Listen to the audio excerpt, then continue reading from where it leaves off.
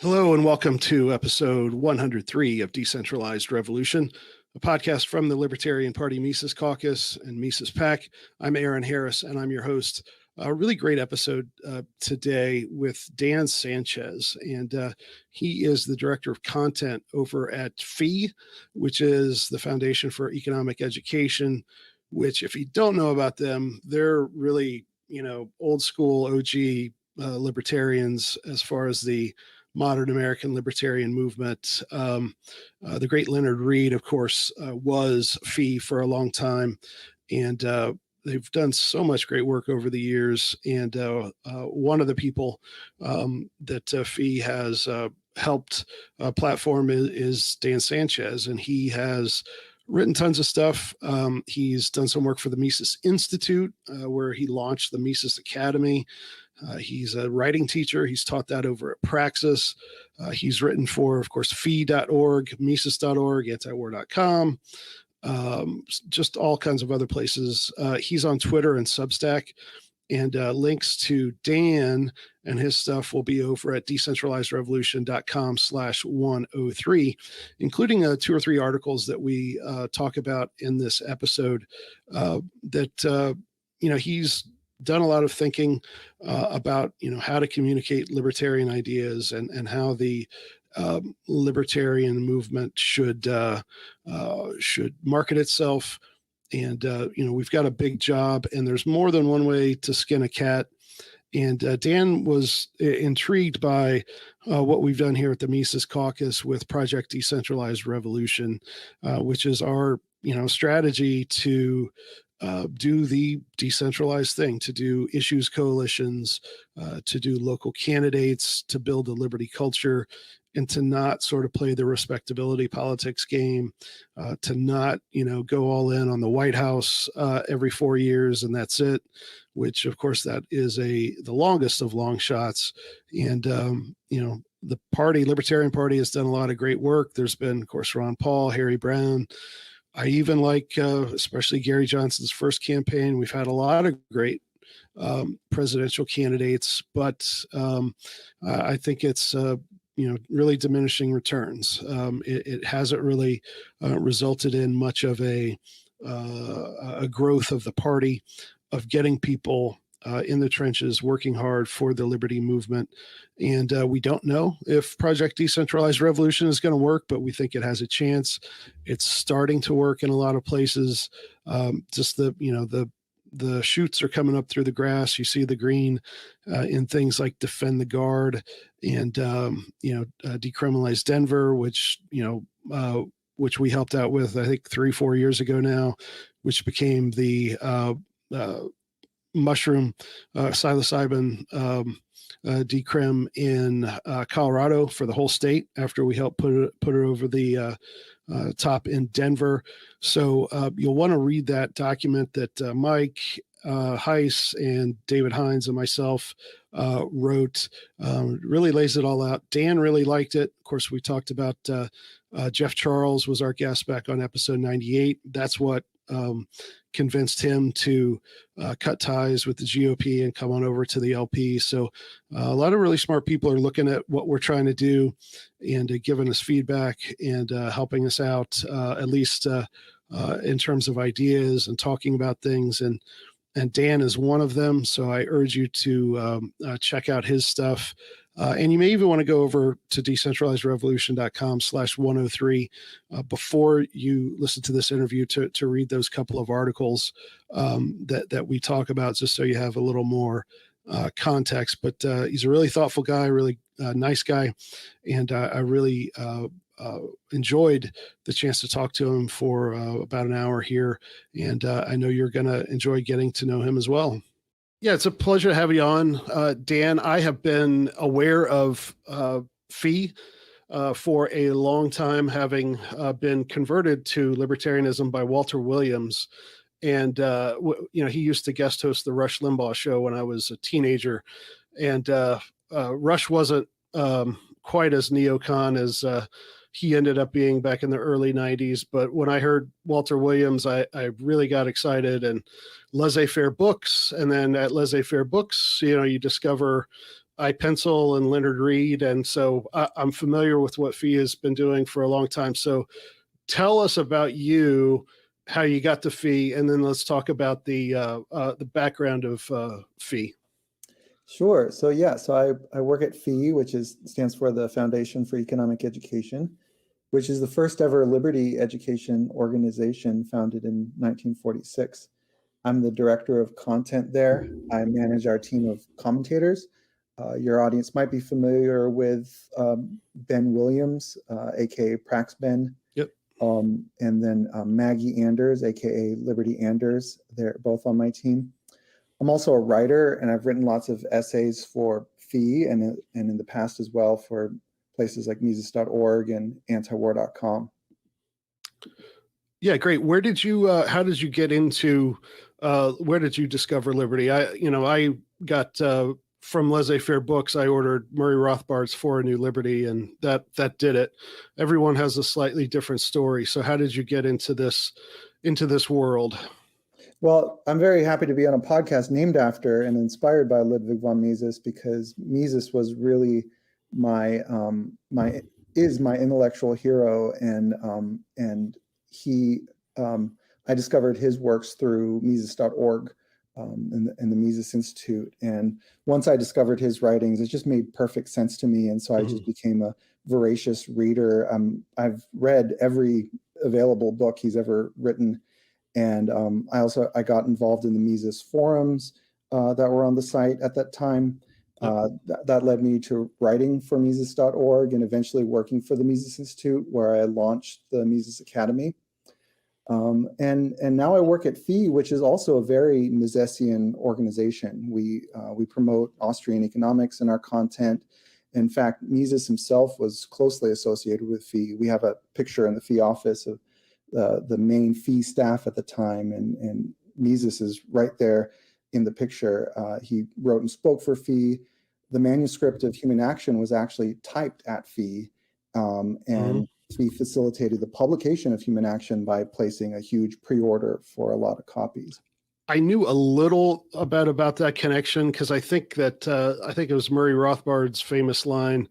I think I've heard Walter Block say it, that there was a time when you could fit every, libertarian, or certainly Austro-libertarian in the world, were probably all in the United States, and you could probably all fit them in Murray's apartment. I don't know if that was the exact thing. So at the time, I guess Mises would have been in New York. And, Leonard Reed was one of those guys. I think I've heard him described as like an evangelist for liberty.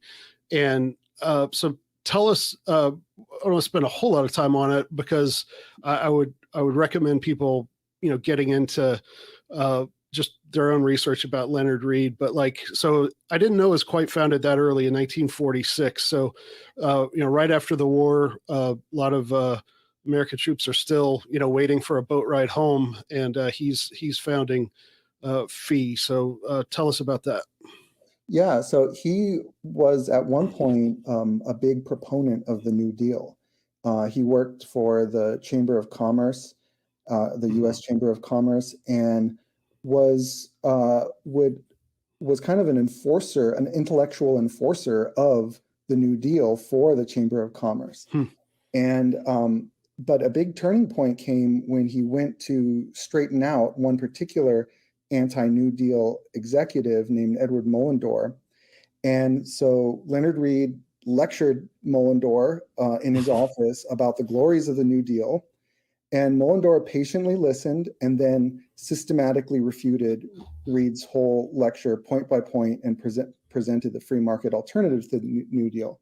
And so that won him over instantly. It was kind of like a St. Paul road to Damascus type moment, where someone who was like one of the most prominent persecutors of the light then saw the light, and then became like the greatest champion of the light, because he from then on, he was a voracious student of the freedom philosophy. He used his position at the Chamber of Commerce and his contacts to promote the freedom philosophy and oppose the New Deal, coordinated speaking events and publications, did his own speaking and writing.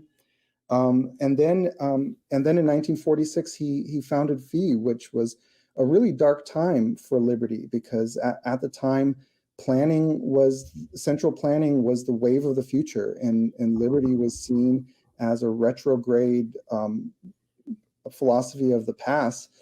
But FEE became the institutional hub of what remained of freedom lovers, and helped the popular understanding and prestige of the freedom philosophy recover through publications and seminars, through like Freeman and their seminars at FEE, and including Leonard Reed's own publications like iPencil, which converted so many people to liberty. And he never forgot his conversion experience, because it deeply informed his strategy at FEE. He would give the traditional closing presentation at every FEE seminar. And what he would do is he would turn out the lights and turn on a little electric candle, and he would dim it to its lowest wattage. And he pointed out that it might seem that this light was powerless against the surrounding darkness, but he turned up the brightness just enough so that possibly someone sitting in the front row might be able to find and light their own candle. And then the light would have increased 100%. And then they could help 2 other people find their candle, and so on, until eventually throughout the room, there would be enough light to illuminate the whole room. And that was basically his philosophy of social change, his theory of social change, and he lived it. He was a living example of it, because Mullendorf, because the candle is a metaphor for mastery of the freedom philosophy. Yep. And that kind of mastery, Leonard Reed would always teach, is attractive and compelling. And so Mullendorf's mastery of the freedom philosophy was enough to inspire Leonard Reed to light his own candle, to develop his own mastery of the freedom philosophy. And then through FEE and through his writings and all of his activism, that he helped thousands, and ultimately through those thousands, millions, to light their own candles. And that's what we're continuing to try to do today. Yeah, it almost sounds like Atlas Shrugged meets the Book of Acts, right? Like he was one of like Wesley Mouch's guys, and then Jesus knocks him off his horse, and I had kind of known like the broad outlines, but I didn't know the details of all that. So, but yeah, it's amazing that guys like him and Murray and Mises, there wasn't that many, and now it seems to us some days. Yeah, so especially some days I'm really discouraged. I'm like, is the whole world mad? And why am I cursed with this knowledge of freedom and love for it? But then again, looking back compared to where those guys were, and if they can do what they did, then certainly, we can do what we're doing today. Exactly. And it dovetails right into, it was funny because thinking about talking to you, I wanted to talk about Leonard Reed, and then, I said, hey, what do you want to talk about? And then you called my attention to a couple of articles. One, I think that came out back in August of last year, and another one in December. One is on the fee.org, and one is on, looks like it's Liberty Letters Substack. I'm going to link to both of those on the show notes page. But the one I wanted to focus in on first was, it's called When an Idea's Time Has Come. And I don't know if you know this, but the sort of the intro theme to this podcast is a few different people, Tom Woods and Dave Smith and Scott Horton, saying things. And of course, Ron Paul's in there a couple of times. In the end is this very line, an idea whose time has come cannot be stopped by any army or any government. And so it's perfect that you want to talk about this. And especially given, what we're trying to do is political. We're trying to, the Project Decentralized Revolution is to get local candidates to enter the fray of politics and to try to change things that way, and to do so with certain ideas that some people aren't familiar with, like nullification and a lot of economic principles and stuff that most people don't know. So we have a practical problem. And its underlying context is what do people understand and what are they willing to do. So tell us about that first article about the Ron Paul speech and how you break down the significance of what he's saying. Sure. And actually that article, I recently republished it on my Substack, but I originally published it back in 2014. Right. Okay. What it was about the Ron Paul revolution, the Ron Paul movement. And really it was a Leonard Reed type of revolution, that Ron Paul's mastery of the freedom philosophy was so great that it inspired a whole movement. That I like. There used to be the saying that it usually begins with Ayn Rand. Nowadays, the saying is like it usually begins with Ron Paul. That a lot of people trace their conversion to the freedom philosophy to seeing Ron Paul talk about it on the debate stage or at a speech. And so I really see that as what was hugely significant, because obviously he didn't become president, and so it wasn't really a legislative victory, but it was a victory of ideas, and that's what FEE's all about, and that's why I'm so intrigued by Michael Heiss's vision for the Mises Caucus and for the Libertarian Party, because it's really inspired by the Ron Paul revolution and the Ron Paul campaign, not so much as in terms of the political results directly, but in terms of the educational results. Yeah. And ultimately it's what Leonard Reed taught is that it's the educational results and the groundwork of the ideas of the people that ultimately determines what kind of policies that we have.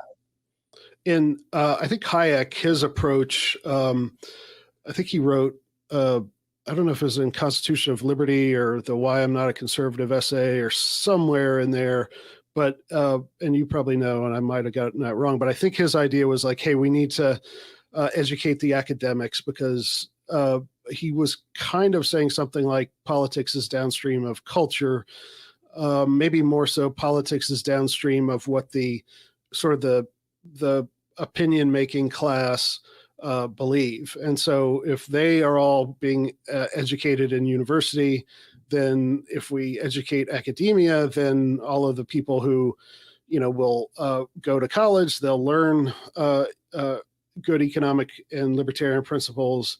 And then the world that they are, they go into the sort of the ruling class, and the ideas will trickle down that way. And I don't think that's what happened. I think that at the same time, the socialists had been doing that for 50 or 60 years at least before, and they got a head start. And it's pretty clear they won the battle as far as academia. So we have the same fundamental insight that, what gets done in the political world has a huge link to what people believe and what they'll put up with. But that avenue of academia, I think we're farther away from that working now than we were when Hayek sort of proposed that strategy. Right. I think that I'm not that familiar with Hayek's, that particular writing of Hayek's, but I am skeptical of the route through academia because it's so captured. It's just so in bed with the government and so corrupted by that and really that's not necessarily where thought leadership comes from.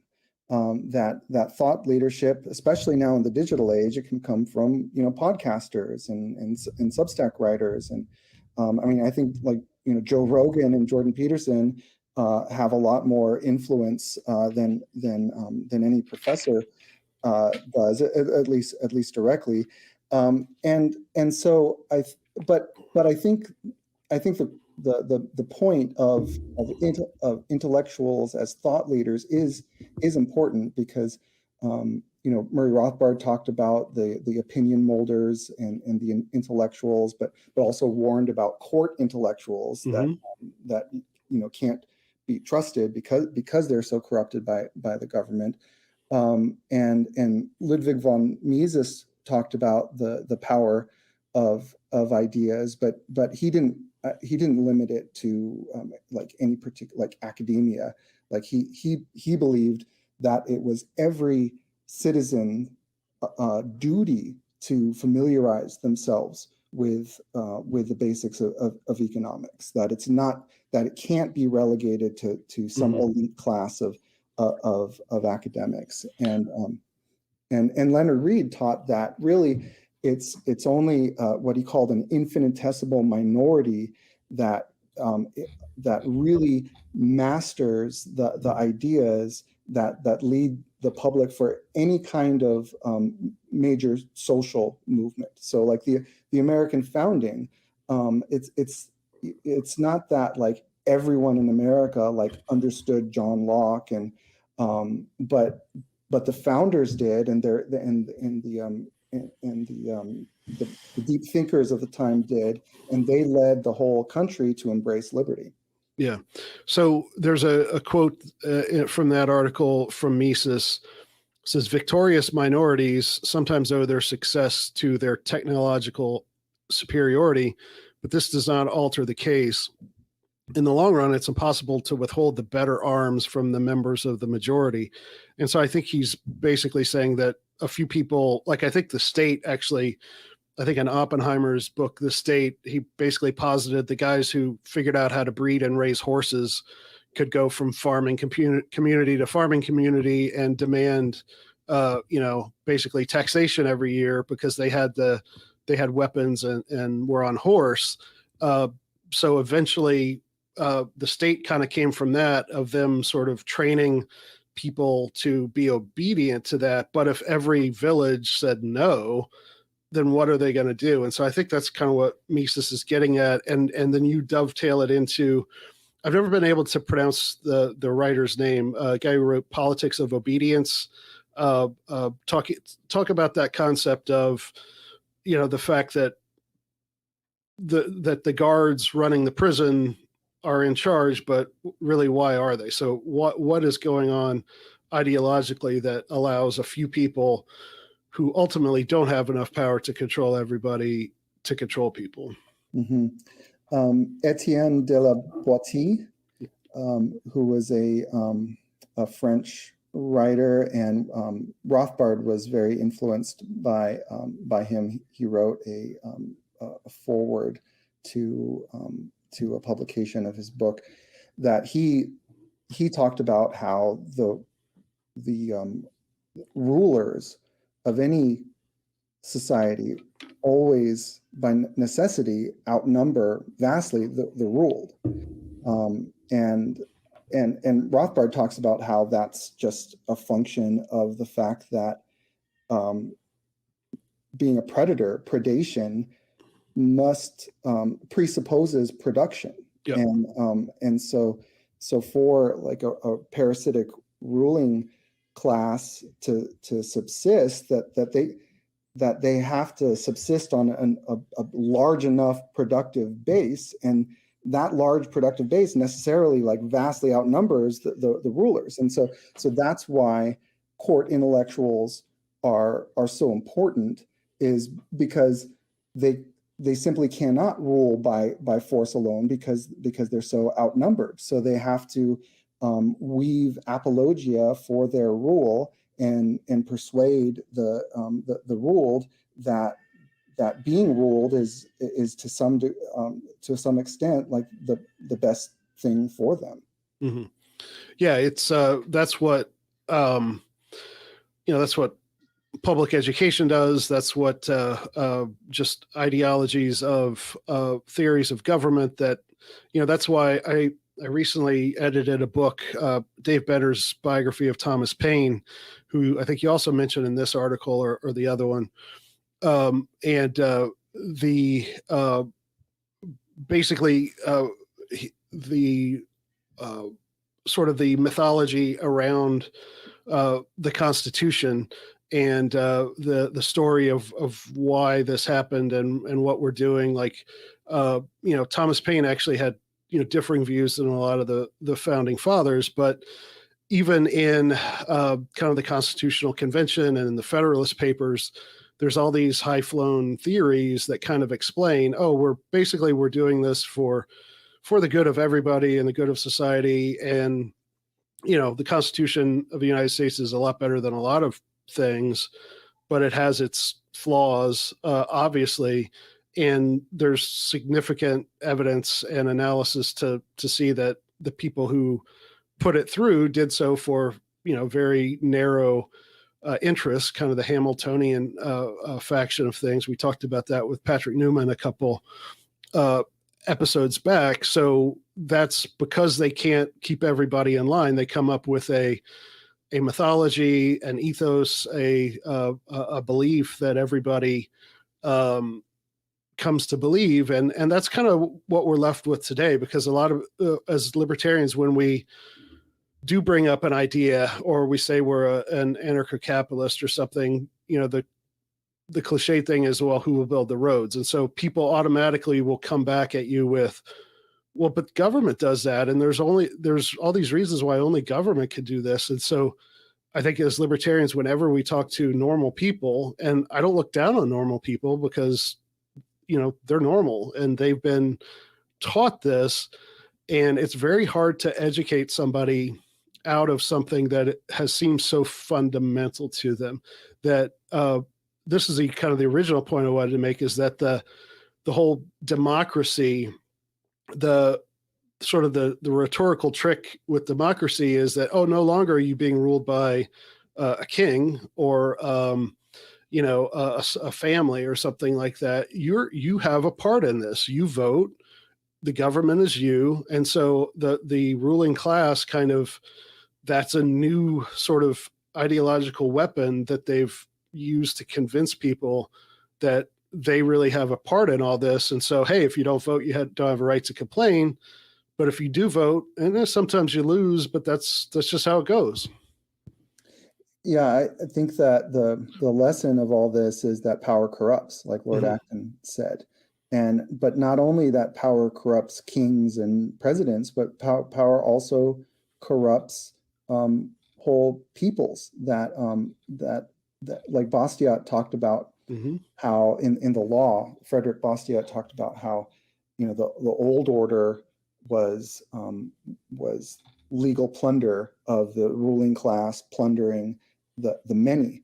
But the risk in a democracy is for that to become universal plunder, that everyone is trying to use the state, use their popular, their ability to participate in the government to as a weapon to plunder other people for their own benefit, and so that's corrupting. Yeah. I think I think it was from the law, but maybe somewhere else, but the quote from Bastiat that kind of sums up in one sentence is, the state is that great fiction by which everyone attempts to live at the expense of everyone else. And so, I know where I live here in Knoxville, the next town over is Oak Ridge, where a lot of people are employed by the nuclear power stuff. I forget all the little names of the departments, but TVA, the Tennessee Valley Authority, and is kind of linked in with all that. And so all these good people who have good jobs using good skills, if you talk about upset, well, the government of course has to do that. And so everyone, whether they have a sophisticated opinion of government or not, they have a vested interest in keeping the whole thing going, because, well, if we did away with the income tax and cut the federal money, then they're going to have to close down this lab, So even people we think sometimes, I think conservatives and libertarians from the right kind of characterize people trying to live at someone else's expense. Oh, that's like welfare moms, or people who don't want to pay off their college loans, or something like that. Well, it's regular middle class people who are having doing honest work, but everybody's enmeshed in this system. And so the question is, how do we get out of it? And so, like, in your estimation, what was Ron Paul's solution for that? And were there any drawbacks? Like, what would have been the next step had he been elected president and started a political movement that, let's say, the Republican Party was, half of them, became Ron Paulians? Well, how do we unspool things then? And so, like, what's the next step? We realize this is the problem now. Now, what do we do from a Ron Paulian perspective? Yeah, honestly, I don't know what would have happened if that had happened, because I am really, because like I said, power corrupts, and it can corrupt libertarians, like it has before. I'm not saying that it would have corrupted Ron Paul, because he seems very incorruptible, but I do wonder if that would have been premature.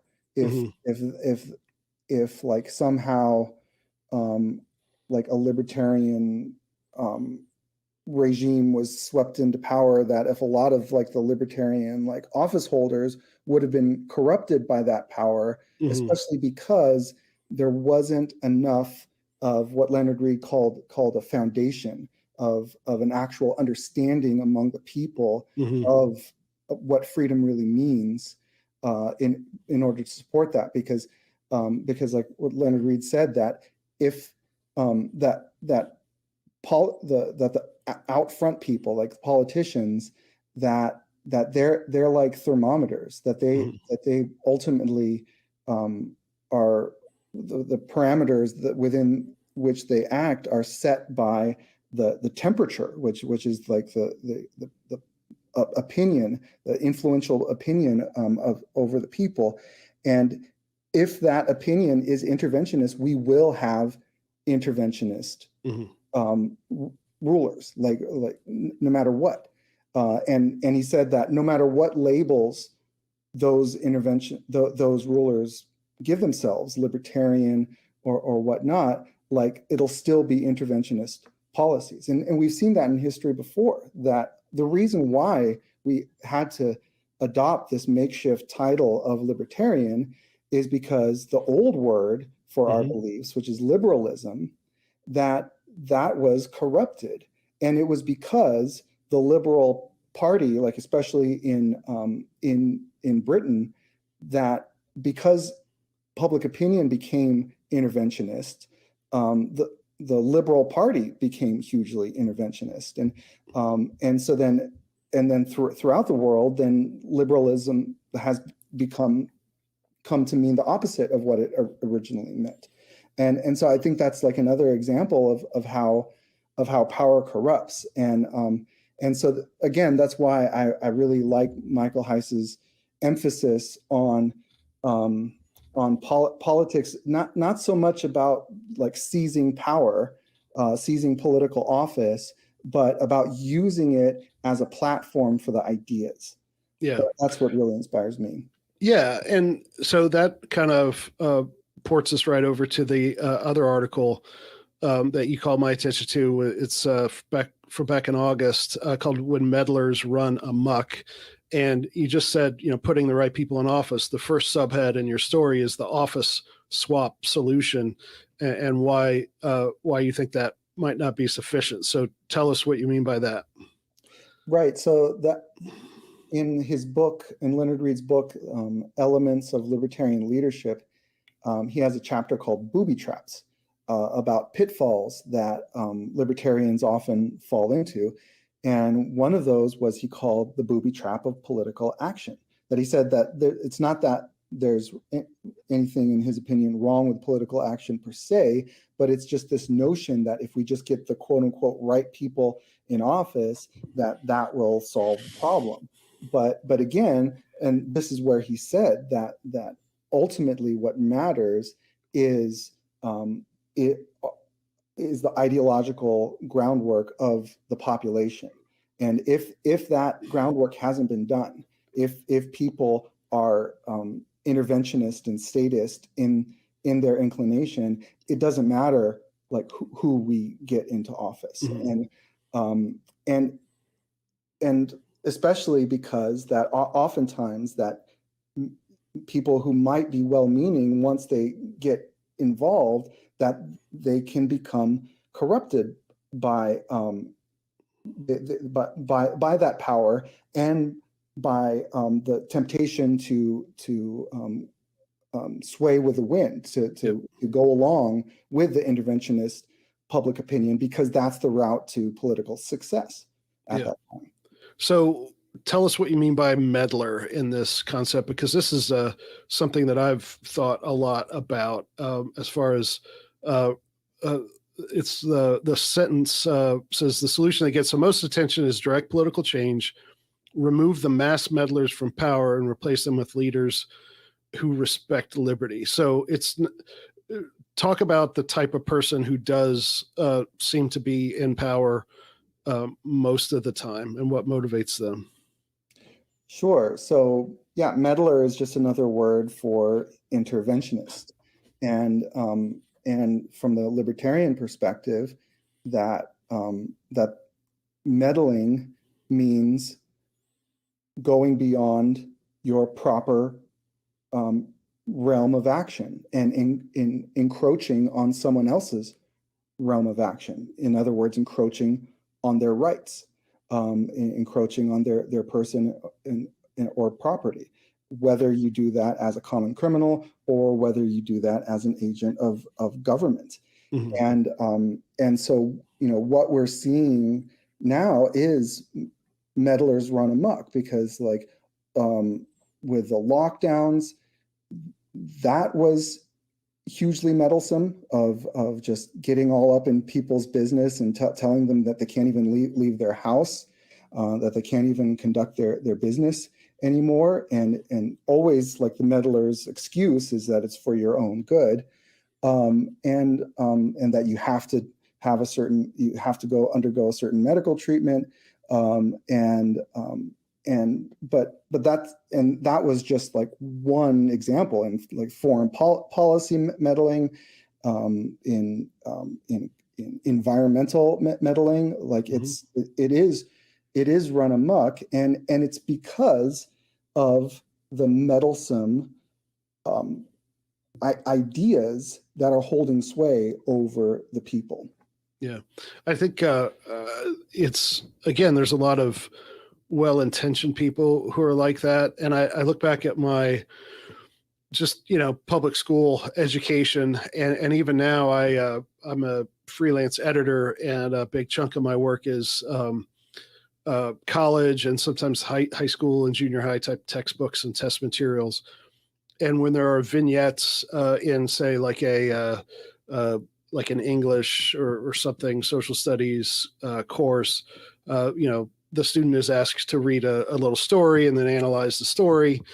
And the stories are inevitably, overwhelmingly, a lot of them are about like social reformers in the past, or they're like fictionalized thing about this little kid who, sees the beach is dirty. And so therefore he goes right to the city council, and all that stuff is, and I know it was kind of that way as I grew up, that, it was always, hey, you want to be a part of things, you want to make the world a better place. And to do that, that means participating in government. And so just societally, again, from the idea is not, hey, find a way to do this peacefully and convince people. It's, oh, we have the government, we're part of the government, let's just go pass a law. And so I think people who are already sort of naturally inclined that way, and then they're indoctrinated that way.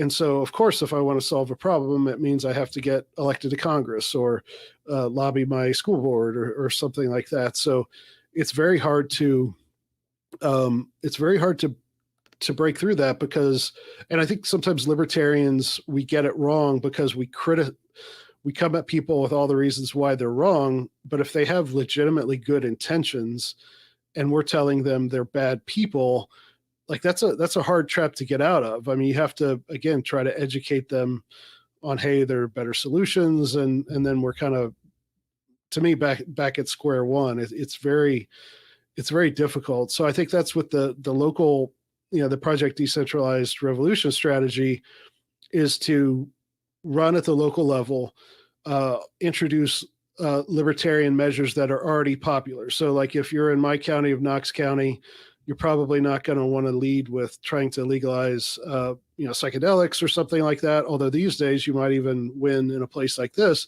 but it'd be far better to do a gun sanctuary type thing here. Whereas the thing we helped pass in Denver a couple of years ago on shrooms was, Denver is, is more amenable to those ideas. So if we can show people the libertarian solution that they already agree with on one issue, put it into place, build relationships with them. And so when the next issue comes along, then you might have some credibility with them, for them to listen to your ideas about privatization or decriminalization or nullification or something like that. Yeah, I'm a big fan of localism, broadly speaking, of like when you want to, it's like Jordan Peterson's message that if you want to change the world, start as locally as possible, and build your domain of competence out from there. Because like the kind of social reformer type mindset that you were talking about, that you're right that it's not just a function of intellectual error. There's also a bit of an emotional hang-up there. There's a Bastiat quote that I have in my Meddler's article where he says, "You who wish to reform everything, why don't you reform yourselves? That task would be sufficient enough." And Leonard Reed also said that that those who refuse to rule themselves are usually bent on ruling others. Those who can rule themselves usually have no interest in ruling others. And so I think that that message is really powerful. And I think that's a big reason why Jordan Peterson's Clean Your Room message is so powerful, because a lot of the times that this impulse to reform the world is an evasion of personal responsibility for reforming themselves. Yeah. And if you can, and so it's sort of like a coping mechanism. And so if people are wedded to that coping mechanism, they're going to be impervious to arguments about the viability of their ideas on a social scale. But if you speak to where they're at, which is about like, okay, well, this is about making me feel better, and tell them that actually this is not making you feel better, that the more that you are evading your own personal responsibility and evading reforming yourself, then the less happy you will be, because the more chaotic your life will be. And maybe that's why that the left, what it is today, the progressive, or even, I don't know, they've kind of morphed into something even worse, I think. It's how they, the incremental nature of their approach, which is, not to, okay, legalize gay marriage today and, 10, 15 years later, subsidize and promote sex change surgeries for 12-year-olds and hormone replacement. And it never stops, right? They're always outraged about something, and they're always wanting to expand the state into something else. And it's always couched in, we're helping people, we're liberating them, we're protecting them. But it at some point, I think that your point about they're evading something in themselves. And I think libertarians, sometimes we retreat into ideology too, but I think that there may be something to that they don't want to work on themselves or their own families and communities.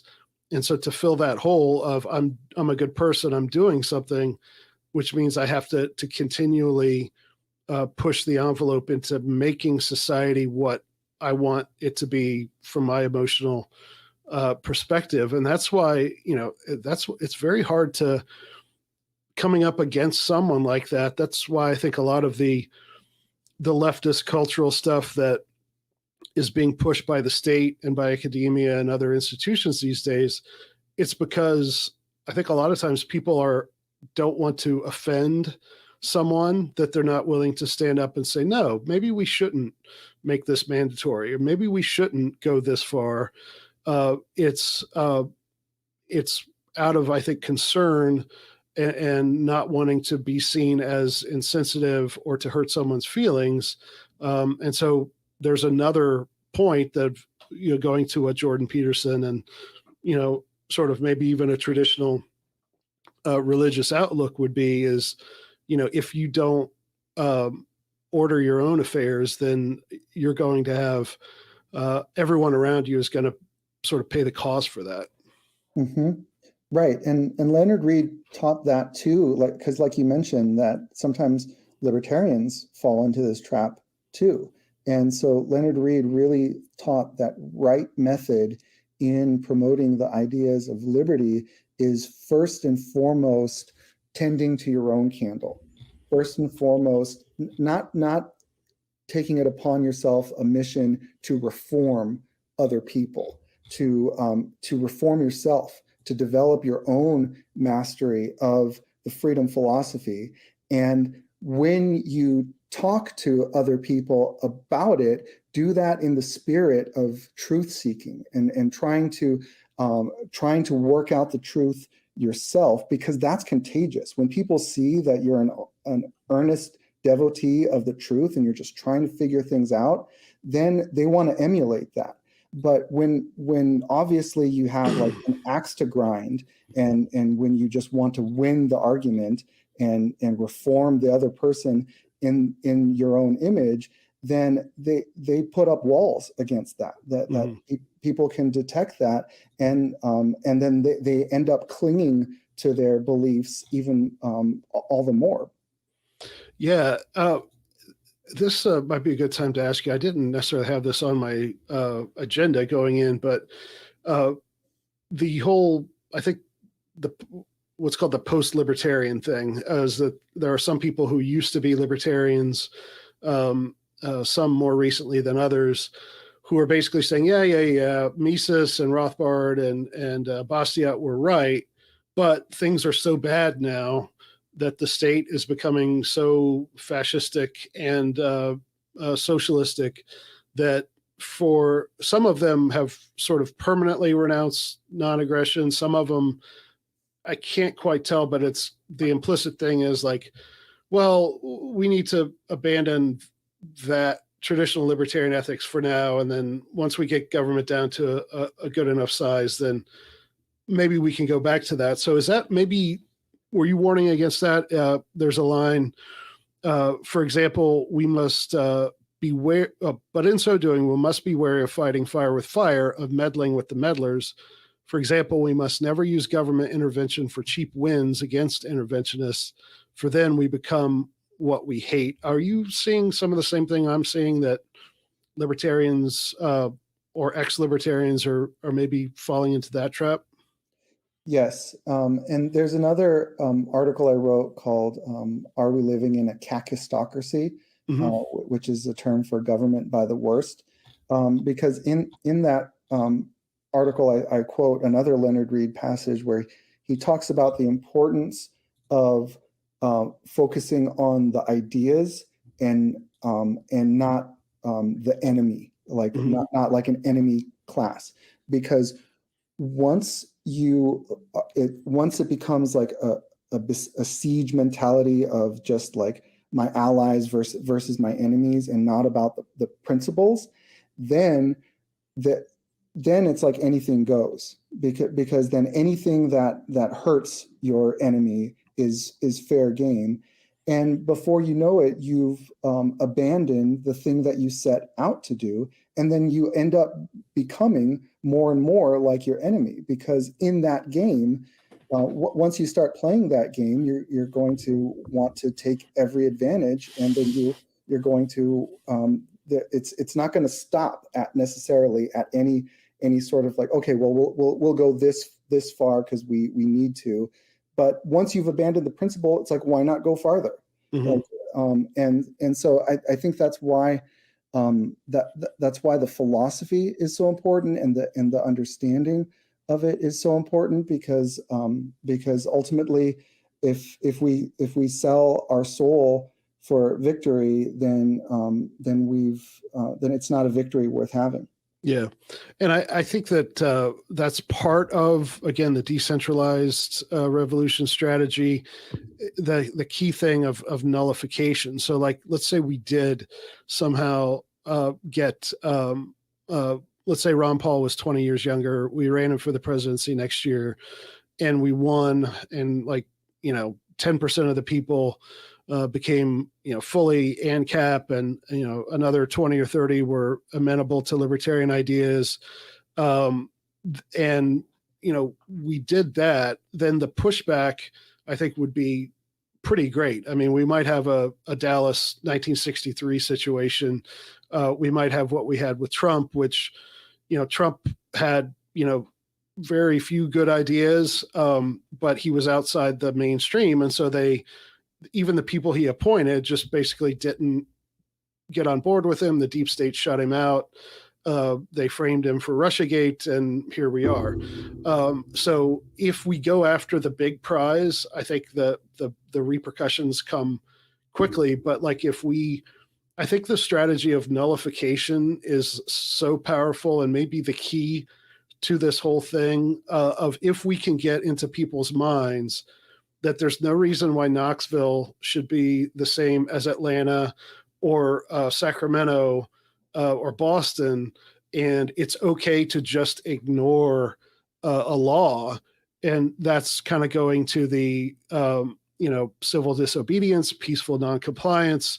I'm about 99.5% a pacifist for both, moral reasons and practical reasons. But I feel dirty when I used to be on social media and really get into these knockdown dragouts. And it's like, and that's just a microcosm of what, the political world can be. And it's like, I don't think we could win with the post-libertarian strategy, but even if we did, I think before we won, we would become Darth Vader, So right. If I'm going to lose, I'd rather lose and be Obi-Wan Kenobi. And ultimately, I think that strategy will be the winner, just because if the system starts to fall apart, it's hard to put it back together again. And it's not going to be perfect, but it'll be better, I think. Mm-hmm. Yeah, I really think of civil disobedience as localism applied to nullification. Yep. Mm-hmm. Yeah, I mean, and that's why the withholding taxes and the digitization of payroll and all that stuff is so important, because people could just say, I'm not going to file. Like if 10% of even today, if 10% of people just didn't file their taxes and tried to do that, they couldn't get everybody, So it goes back to full circle to what we were talking about, is sometimes the people, and I think Mises even says this, is that, and maybe even Rothbard too, is sometimes the consent is tacit consent, or like, I'm going to go along with it because I just don't want to pay the cost of trying to start a revolution or whatever. So that's part of the reason why if that mythology works on most people, then the people who would be inclined to change something, are they really going to put their necks on the line for that? So that's why I think we have to give people unfortunately, it's a longer term strategy. There's no quick wins, but I think it's ultimately a more sort of anti-fragile type of approach. Right, and there's an educational aspect to civil disobedience too, because it is a testament to the convictions of the person who's practicing civil disobedience, and I think that's been borne out by history, that movements that practiced civil disobedience, that it garnered huge support and huge curiosity, in those ideas, and it's not corrupting. And that's what's different about trying to use the power of the state for your ideas, because that is corrupting, and ultimately that invites not emulation but disgust at you and your ideas. Right, or at least fear and disgust, and it's a toxic, that's an overused word these days, but it really, I think, eats away at you if you give into that. We don't have a whole lot of time left, but I'm interested. I don't think I was ever fully aware of. I'm trying to find it in the articles now. The what's it called? Elements of libertarian leadership. So, talk about that. I'll do a link in the show notes page to how people can get that. Tell us how you can get it, and maybe let's talk about another idea that you think people might be enlightened by before we head out. Sure. Yeah. So you can find Elements of Libertarian Leadership on fee.org. So if you just plug into this like site:fee.org into a search engine, and then Elements of Libertarian Leadership, we have it in HTML format, but we also have it in ebook format. And it's basically Leonard Reed's handbook on the strategy of liberty.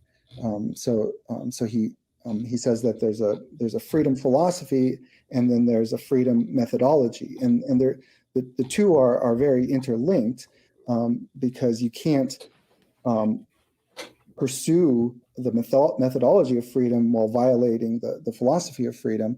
But he it's his textbook for that, and in that he really teaches that leadership is basically education, and that education is basically self-improvement. That education is contagious learning, and that when you learn out loud, that people want to emulate your learning, and I think that's the success of Ron Paul. That he was really devoted to these ideas, and so he was articulating these ideas, and obviously had a clear understanding of them, and that inspired so many to emulate that, and it's really the path forward. And so like full disclosure, like I'm what Michael Hayes called an apolitical anarchist, and so I'm very worried about power corrupting like anybody, like even the Libertarian Party, and even the Mises Caucus of the Libertarian Party. Yep. And so like I really believe in the power of ideas, and that's all that FEE's about too. That FEE is also like an apolitical organization institutionally. But I really like the fact that Michael Hayes is using the Libertarian Party as a platform for teaching these ideas, because I think the more that that people in the party focus on the ideas and focus on self-improvement, the less liable they will be to fall prey to the corrupting influence of the pursuit of office. Right. And ultimately, too, that's part of the decentralization strategy, is that, if the governor of Alabama goes off the fictional future libertarian governor of Alabama goes off the rails, well, Tennessee is still free and California is still doing their own thing. It's with power being corrupting, the concentration of power becomes all that much more dangerous. And so, I agree that I'm actually glad that there are some people who are sort of the apolitical anarchists or libertarians who are really kind of annoying and smug about it. It's like, oh yeah, you might as well be a socialist because you are Ron Paul supporter. But I actually like that there's a few people like, Bob Murphy is one who is just like, I like that we have that angel on our shoulder, kind of reminding us, of that danger. And I think that to kind of wrap it up it's that, self-improvement and education being something that kind of go hand in hand, is that, you said that it usually begins with Ron Paul. And so many people describe the Giuliani moment, which is, what was that? It was someone on Fox News. I think there was the Fox News host, a hostile audience against a guy who was at that time still kind of a national hero for what he did on 9/11. And it was just this old guy, like, no, you're wrong. And we need to rethink this. And he wasn't being a jerk about it, but he was being very firm. And there are a lot of people of the left, people who are very sort of neocon, who just started to Google Ron Paul based on one act of courage, which, looking back, maybe that's not as courageous as, Gandhi or, some civil rights people or whatever, because no one was going to, haul Ron off to jail or beat him with the billy club. But still, like, just think of getting up in front of a couple thousand people in person and millions of people on TV, and basically being willing to be booed and hooted by everybody, including other, more powerful politicians. So, courage is courageous. Courage is contagious. And the more we improve ourselves and clean our own rooms, the more I think we'll be able to have the courage in those moments to do what we need to do, even if it's at a city council meeting or something like that. Yeah, conviction is contagious. I think that's what's so powerful about that moment that turned the light bulb on for so many people, is that Ron Paul said something that at the time was so unpopular and was so, like, quote unquote politically inexpedient, but it was the truth, and he believed it. So he used that as an opportunity to explain blowback, to explain the phenomenon of blowback in foreign policy. And that ultimately educated so many people about the freedom philosophy. Yeah. And so I agree that I really, that's another thing that I appreciate about Michael Heiss's vision, is that it encompasses community that includes people who are principled anti-voters, like that he wants, like, conversations among, like, anti-voters and, like, pro-voters and dialogue and learning from each other. So I really like that too. And just also as a disclaimer, although I personally am an anti-voting anarchist, that's not, like, Fee's institutional position. Fee doesn't take an institutional position on that. Like, ever since our founding, like Leonard Reed was a minarchist, but and then Baldy Harper, one of the early staff people, was an anarchist. So there's always been sort of, like, again, like, a community and a dialogue of people of different ideas learning from each other. Yeah, and that's been our thing with the Mises Caucus too, of not only within the libertarian movement, but with potential coalition partners like the People's Party, which, is the co-sponsor of the rally in Washington on February 19th. It's like, I'm sure we disagree with a lot of their stuff. I haven't even looked, but, like, if they're anti-war and they're good faith people who are not going to slander people and do unethical things, like, I think we should be talking and working with, when we can, with anybody who is not, a bad faith actor. And so, I'm glad. I hope to be able to, I'm definitely going to take a closer look at Fee. I've been, occasionally go and look, but I'm going to look more now at your stuff after this conversation. I encourage other people to do the same. Go to the show notes page, and we will have links to what you're doing.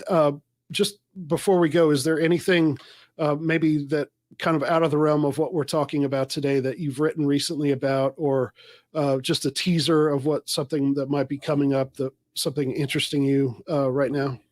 Well, it is related, but That's okay. we had a publication, Notes from Fee, and Legacy of Light is the feature article by me, and that we also have the PDF of this, and it's one of the recent articles on the Fee website. If you go to fee.org/archive, this article, Legacy of Light, I talk about Leonard Reed and about his candle presentation. So that'll be a good place to start for people to start. Okay.